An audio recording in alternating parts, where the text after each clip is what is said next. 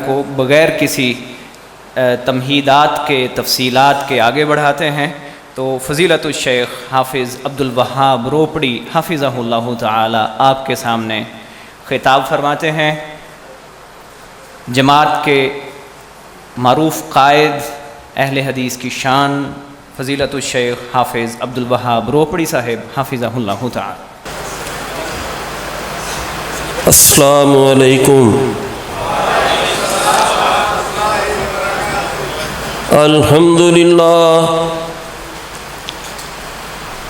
अल्हम्दुलिल्लाह वकफ़ा वसलामुन अला इबादिहिल्लज़ीना इस्तफ़ा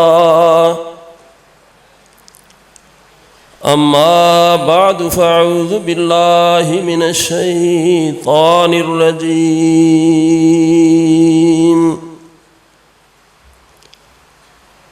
बिस्मिल्लाहिर रहमानिर रहीम। व इन मिन अहलिल किताबि इल्ला लियुमिनन्न बिही क़ब्ल मौतिही व यौमल क़ियामति यकूनु अलैहिम शहीदा।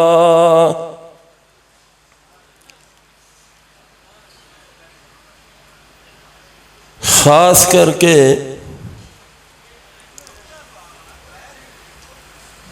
तुलबाए किराम से मेरी गुजारिश है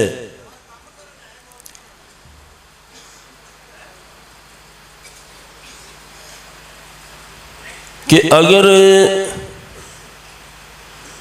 वो इस मौजू को गौर से सुनेंगे तो इंशाअल्लाह उन्हें काफ़ी मवाद मुहैया होगा। टाइम अगरचे मुख्तसर है लेकिन मैं बिला तमहीद आपको अकीदे की चंद बातें बताना चाहता हूँ। वो अकीदा जो सरवरे कायनात हज़रत मोहम्मद मुस्तफ़ा सल्लल्लाहु अलैहि वसल्लम लेकर आए, वो अकीदा जो सहाबाई किराम ने हमारे सामने पेश किया, ताबीन और ताबीन ने पेश किया, फिर आइमाए किराम ने पेश किया और तमाम मुहद्दिसीन ने वो अकीदा हमारे सामने रखा है। ये अकीदा जो है, अकीदा सबसे अहम चीज़ है। अगर अकीदा दुरुस्त ना हो तो अल्लाह ताला कोई इंसान की इबादत कबूल नहीं करते। अकीदा दुरुस्त हो तो फिर छोटी सी इबादत जो है वो भी शर्फ़े कबूलियत पाकर इंसान की निजात का सबब बन जाती है। वो अकीदा जिस पर मैं आज बात करना चाहता हूं वो क्या है? वो हयात मसीह का अकीदा है कि ईसा अलैहिस्सलातु वस्सलाम जो हैं वो जिंदा हैं आसमानों पर। जब अल्लाह चाहेंगे वो ज़मीन पर तशरीफ़ लाएंगे और फिर मुसलमान उनका जनाजा पढ़ेंगे। तो अब ये एक ऐसी चीज़ है, कादियानी जो हैं वो जब भी हम पर हमला आवर होते हैं वो इसी मसले को छेड़कर हमारे अकायद को ख़राब करते हैं और हमारी तरफ से ऐसी चीज़ों को छोड़ दिया गया है। जिस तरह हम तौहीद बयान करते हैं, हमें अकीदा हयात मसीह भी बयान करना चाहिए। और ये एक मुसलमान का अकीदा होना चाहिए कि ईसा अलैहिस्सलातु वस्सलाम जिंदा हैं, आसमानों पर मौजूद हैं और जब अल्लाह चाहेंगे ईसा अलैहिस्सलातु वस्सलाम दुनिया पर तशरीफ लाएंगे। इसमें इंसानी अकल का कोई अमल दखल नहीं ये सारे का सारा मुआमला जो है वो अल्लाह ताला की कुदरत के साथ ताल्लुक रखता है। और ये भी हमारा अकीदा होना चाहिए, अकल जो है वो दीन के ताबे है, वो नबूवत के ताबे है, और दीन अकल के ताबे नहीं। जब इंसान दीन को अकल के ताबे करता है तो उस वक्त इंसान गुमराह हो जाता है, सिराते मुस्तकीम से भटक जाता है, दूर चला जाता है, और गुमराही की वादियों में वो ऐसा गर्क होता है कि फिर कोई चीज उसे तबाह होने से नहीं बचा सकती। अब ईसा अलैहिस्सलातु वस्सलाम का अकीदा जो है ये शरीयत ने क़यामत के साथ मुंसलिक किया है।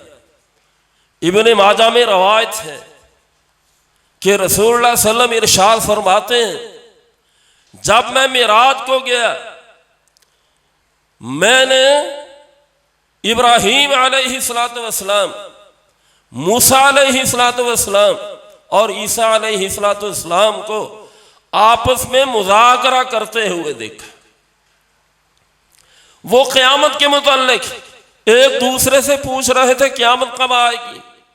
इब्राहीम अलैहिस्सलातु वस्सलाम ने कहा कि क़यामत का सवाए अल्लाह के किसी को इल्म नहीं। मूसा अलैहिस्सलातु वस्सलाम के से सवाल हुआ, उन्होंने भी यही जवाब दिया कि अल्लाह के सवा किसी को इल्म नहीं।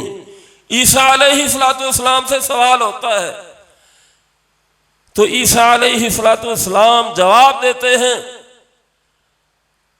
कि क़यामत कब आएगी उसका मुअय्यन वक़्त तो अल्लाह के पास है, अल्लाह को इल्म है, अल्लाह के अलावा कोई नहीं जानता।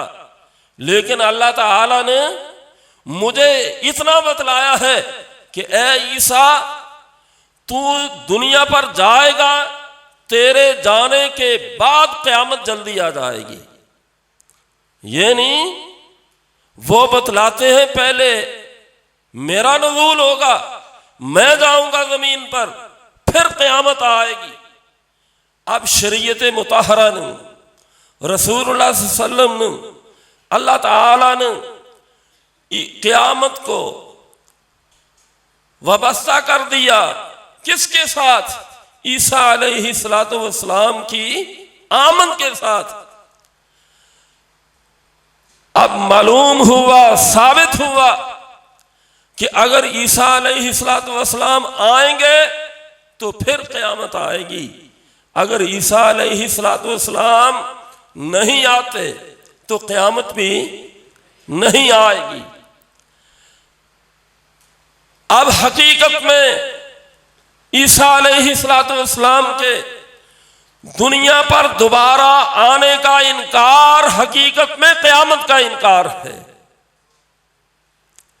जो आदमी ये अकीदा रखता है कि क़यामत आएगी, इसका माना ये है कि उसे सबसे पहले ये अकीदा रखना होगा कि ईसा अलैहिस्सलातु वस्सलाम आएंगे।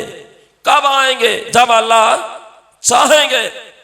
और हजरत अबू हुरैरा रज़ियल्लाहु ताला अन्हु इरशाद फरमाते हैं, सहीहैन की रवायत है कि रसूलुल्लाह सल्लल्लाहु अलैहि वसल्लम ने मुझे ये बात कही थी कि ए अबू हुरैरा, अगर तुझसे कोई पूछे कि ईसा अलैहिस्सलातु वस्सलाम दोबारा दुनिया पर आएंगे या नहीं आएंगे, तो ए अबू हुरैरा उसे कुरान मजीद की ये आयत मुबारका पढ़ के बतला देना। वो आयत मुबारका कौन सी है?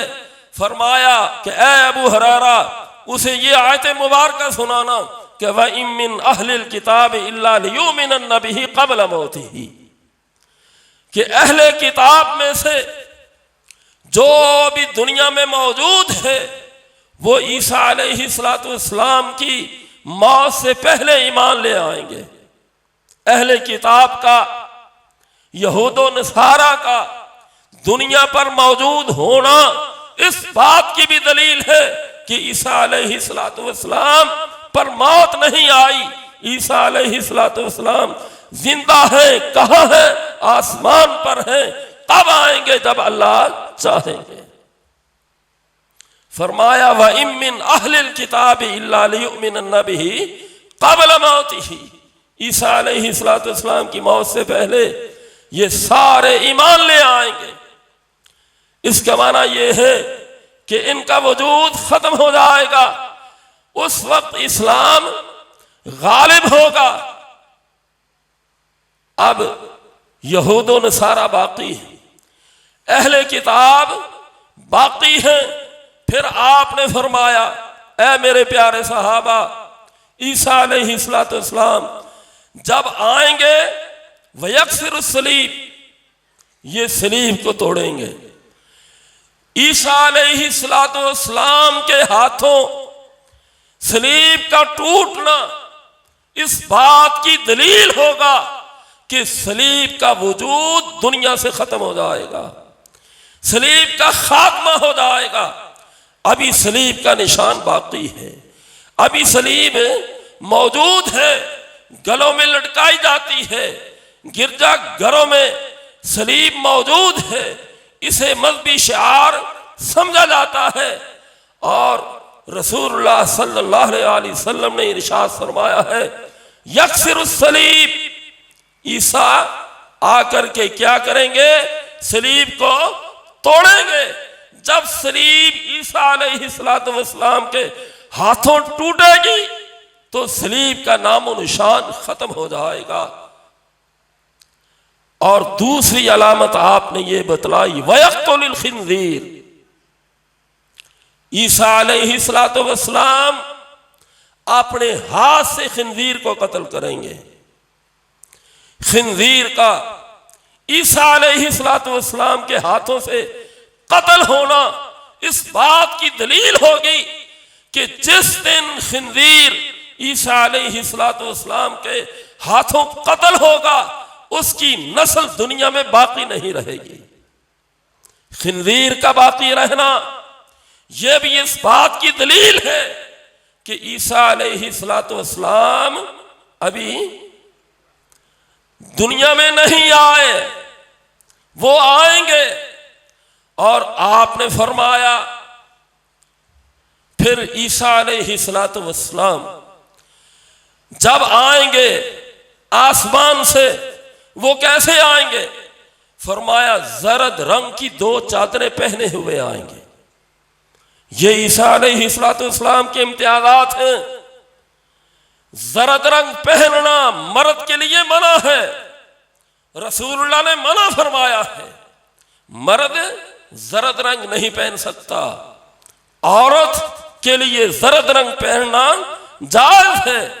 लेकिन आपने फरमाया ईसा अलैहिस्सलाम जब आएंगे जरद रंग की 2 चादरों का लिबास होगा।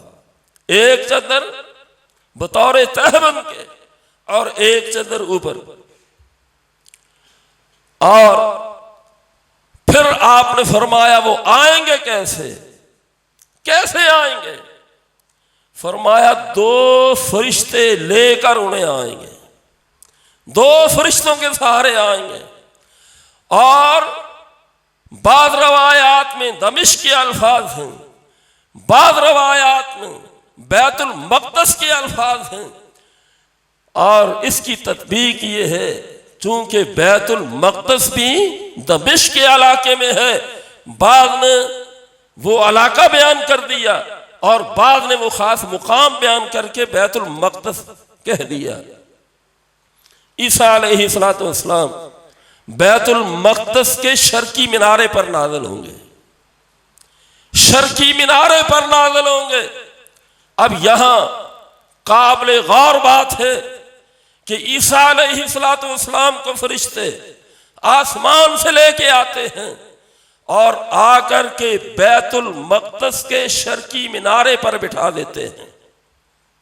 किस लिए? क्यों बिठाया? नीचे क्यों नहीं ले आए? जमीन पर क्यों नहीं उतारा? शर्की मिनारे पर बिठाएंगे और नमाज का वक्त होगा, सफ़ें दुरुस्त हो चुकी होंगी, इमाम इमामत के लिए मुसल्ले पर खड़ा होगा, ईसा अलैहिस्सलातु वस्सलाम शर्की मीनारे से आवाज देंगे कि ए अहले ईमान, ए मुसलमानों, मैं ईसा बिन मरियम हूं, मेरे लिए सीढ़ी का इंतजाम किया जाए। ईसा अलैहिस्सलातु वस्सलाम के लिए सीढ़ी का इंतजाम किया जाएगा और ईसा अलैहिस्सलातु वस्सलाम सीढ़ी के जरिए मीनारे से नीचे उतरेंगे। अब सवाल यह है, सोचने की बात यह है, जो फरिश्ते मीनारे पर लाए हैं, आसमान से लेकर आए, मीनारे पर क्यों छोड़ा? मीनारे पर क्यों छोड़ा? नीचे फर्श पे जमीन पर क्यों नहीं लेके आए? वो इसलिए अल्लाह ताला के इल्म में था कि कई बदबख्त ऐसे होंगे कि जो ईसा बिन मसीह होने का झूठा दावा करेंगे, ताकि असली ईसा और नकली ईसा में फर्क हो जाए, फर्क हो जाए। यही वजह थी मिर्जा गुलाम अहमद कादियानी ने भी ये दावा किया था। वो कहता है कि मैं मसीह बिन मरियम हूं। ऐसा पागल इंसान हवास बाख्ता, वो कहता है मुझे हमल ठहरा, मैंने बच्चा जना, जब देखा वो पैदा होने वाला भी मैं ही खुद था, मैं खुद था। तो बहरहाल ये ईसा अलैहिस्सलातु वस्सलाम शर्की मीनारे पे आएंगे, फरिश्तों के सहारे मुसलमान सीढ़ी लगाएंगे, सीढ़ी के जरिए वो नीचे उतरेंगे। ये किस लिए? ताकि असली और नकली ईसा में क्या हो सके? फर्क हो सके। अब रसूलुल्लाह सल्लल्लाहु अलैहि वसल्लम इरशाद फरमाते हैं कि ईसा अलैहिस्सलातु वस्सलाम के सर के बाल सया गुंडियाले होंगे और वो अपना सर नीचे करेंगे, सर से बालों से पानी के कतरे गिरेंगे, जैसे ही अपने सर को उठाकर सीधा करेंगे पानी गायब हो जाएगा। आपने फरमाया कि हालांकि उन्होंने पानी को छुआ तक नहीं हुआ होगा, वो पानी के करीब तक नहीं गए होंगे, लेकिन यह भी अलामत है कि असली ईसा जब सर झुकाएगा बालों से पानी के कतरे गिरेंगे और जब अपने सर को उठाएगा वो पानी गायब हो जाएगा। अब पानी कहां से आता है, कहां चला जाता है, इसका भी ताल्लुक इंसानी अकल से नहीं, इसका भी ताल्लुक अल्लाह की कुदरत से है। ईसा अलैहिस्सलातु वस्सलाम के दोबारा नुज़ूल को न मानने वाले, उनकी इमारत की बुनियाद इस दलील पर है, वो कहते हैं कि अक्ल में नहीं आता कि एक आदमी आसमान पर चला जाए, फिर सैकड़ों साल वहां जिंदा रहे और जवानी की हालत में दोबारा दुनिया में आ जाए। जो एक दफा दुनिया से चला जाए कभी नहीं आता। सिर्फ उनकी बुनियाद इस दलील पर है कि हमारी अक्ल में नहीं आता। यहां मैं सिर्फ दो गुजारिशात करके अपनी बात को खत्म करता हूं। जैसे मैंने पहले बयान किया है कि अकल नबूवत के ताबे है, नबूवत अकल के ताबे है, दलील अकल के ताबे नहीं। अकल दलील के ताबे हो सकती है, लेकिन इंसान के वजूद में कितनी ऐसी चीजें हैं जो इंसानी अकल में नहीं आती, लेकिन इंसान उन्हें मानता है। सबसे पहले रूह इंसान के जिस्म में मौजूद है, रूह इंसान के जिस्म में मौजूद है, लेकिन अकल इसको जानने से, अकल इसको परखने से आज तक आ रही। अकल को कोई पता नहीं कि रूह की शक्ल सूरत क्या है, किसी ने नहीं देखी। और आज तक अकल ये नहीं बतला सकी कि रूह का जिस्म में कौन सा मुकाम है, किस मुकाम पर ये मौजूद है। किसी को कोई इल्म नहीं, सब जानते हैं। और खुद अकल जिसको दीन परखने का मायार बनाया जाता है, जिसको हदीस परखने का मायार बताया जाता है, वो अकल भी इंसानी अकल के मावरा है। वो किसी को पता ही नहीं कि अकल है क्या। अब एक मिसाल समझें, ये गिलास मेरे हाथ में है, इसका रंग क्या है? बताएं बताएं। सफेद। मुझे बताएं सफेद क्यों है? आप कहेंगे ये सफेद इसलिए है कि हम देखते हैं तो देखने में ये क्या लगता है? सफेद लगता है। ये गुलाब का फूल पड़ा है, इसका रंग क्या है? मुख्तलिफ रंग है। अब मैं सवाल करूं कि ये अकल से समझाओ, ये गिलास सफेद क्यों है? ये फूल गुलाब का, इसका ये रंग क्यों है? ये सुर्ख क्यों है? अकल से समझाओ। जाओ, मैं पूरी दुनिया से ये कहता हूं। आप कहते हैं कि साइंस ने बड़ी तरक्की की, अकलमंद मौजूद है, कोई अकल से समझाए कि फूल का ये रंग क्यों है? कोई नहीं समझा सकता। आप ये कहेंगे कि हम देखते हैं ये फूल सफेद है, न फूल सुर्ख है, दूध का रंग सफेद है, गिलास सफेद है। आप कहेंगे कि जब हम देखते हैं तो ये चीज हमें मालूम होती है। भाई देखना अकल नहीं, देखना दलील है। यही तो हम कहते हैं। आओ, अगर अपने अकीदे को परखना है तो अकल पर न परखो, बल्कि दलील पर परखो। वो दलील क्या है? अल्लाह का कुरान है और रसूलुल्लाह का फरमान है। और अब आखिरी बात जो मैं आपसे करना चाहता हूं, इसका जवाब मैं कुरान से भी दे दूं। अब ईसा अलैहिस्सलाम की वालदा का क्या नाम है? मरियम। कुरान मजीद उठा लें, मरियम अलैहिस्सलाम की पैदाइश से लेके जवानी तक उनके सारे हालात देख ले, सारे हालात खिलाफे अकल हैं, खिलाफे अकल हैं। मैं इशारा कर देता हूं। अल्लाह फरमाते हैं, इज़ क़ालत इमरात इमरान रब्बी इन्नी नज़रतु लका मा फ़ी बत्नी मुहर्ररन फ़तक़ब्बल मिन्नी इन्नका अंतस समीउल अलीम।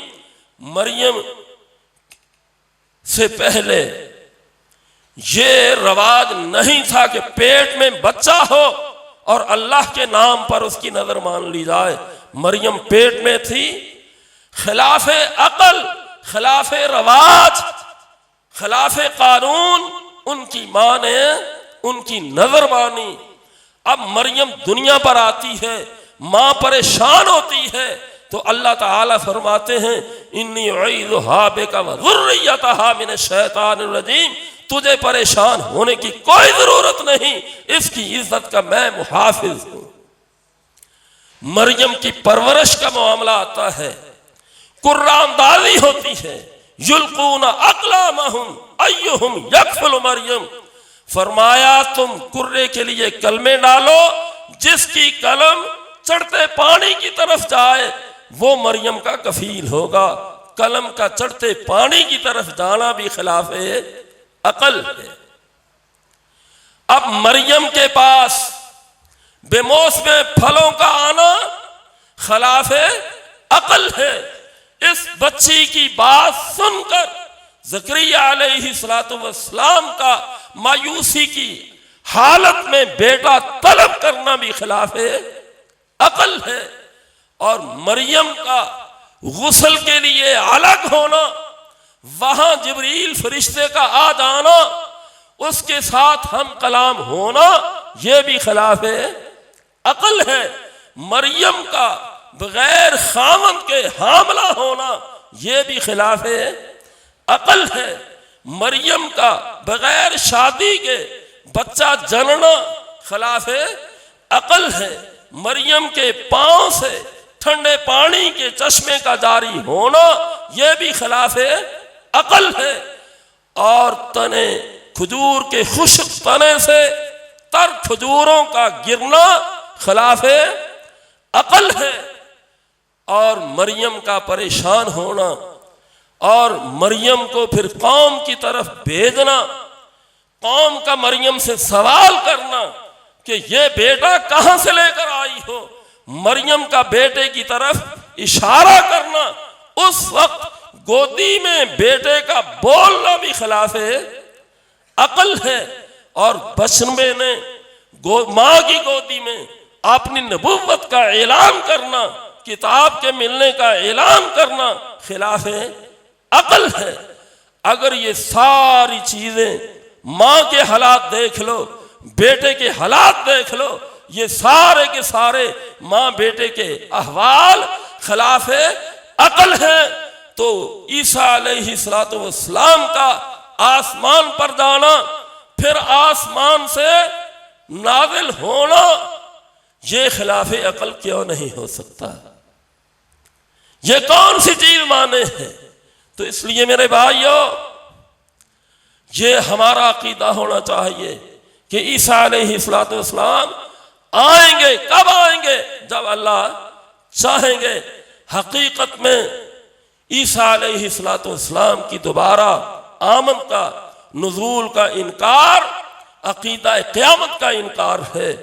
और ईसा अलैहिस्सलातु वस्सलाम के नाज़िल होने के अकीदे का इकरार करना, इस अकीदे को मानना, इस अकीदे की तरवीज करना, क़यामत को मानना है और यौम आखिरत पर ईमान लाना है। मैं दुआ करता हूँ कि अल्लाह ताला हमें इस अकीदे पर पुख्ता रहने की, कायम रहने की तौफीक अता फरमाए। और मैं इस दुआ के साथ अपने बयान को ख़त्म करता हूँ कि अल्लाह ताला अपनी रहमत से, अपने फजल से इस जामिया को मज़ीद तरक्की अता फरमाए। या अल्लाह, इस जामिया की बुनियादों में मौलाना मोहम्मद यूसुफ रहमहुल्लाह के साथ हमारे बुजुर्गों का खून शामिल है। ये उनके लिए सदका जारिया है जब तक ये दुनिया कायम है। या अल्लाह, इस जामिया को कायम और दायम रख। ये जामिया तेरी तौहीद की शमा का आलम बुलंद करता रहे और बिदत की तरदीद करता रहे, शिरक की मुजम्मत करता रहे। और या अल्लाह, मैं ये भी दुआ करता हूँ, जिस तरह मौलाना मरहूम के दौर में यहाँ से रासिखुल अकीदा उलमा पैदा होते थे, या अल्लाह इन बच्चों में भी उस तरह का रसूख पैदा कर दे। या अल्लाह, जो इसके मुआविनीन हैं उनके माल और औलाद में बरकत अता फरमा।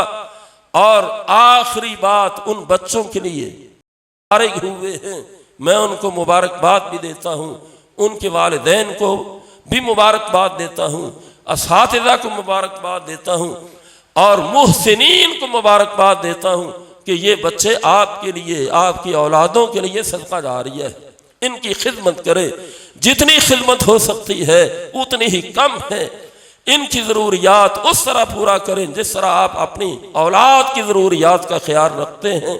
और वो बच्चे जो बुखारी से पढ़कर फारिग हुए, उनके लिए मैं आज जल्दी में था, काफ़ी पहले मैं निकला, मेरे जहन में था लेकिन आते हुए मुझे याद नहीं रहा, होता वही है जो अल्लाह ताला को मंजूर हो। मेरी तफसीर तौज़ीहुल फुरक़ान जो मेरे पास वो मुयस्सर है, इन बच्चों को एक एक नुस्खा उसका दिया जाएगा। 10 बच्चे हैं, 10 बच्चों को मेरी तरफ से इंशाअल्लाह यहाँ चंद दिनों में ही पहुँच जाएगा। तो अबैदुर रहमान साहब आपको इंशाअल्लाह दे देंगे। वाखिर दावाना अनिल हम्दुलिल्लाहि रब्बिल आलमीन।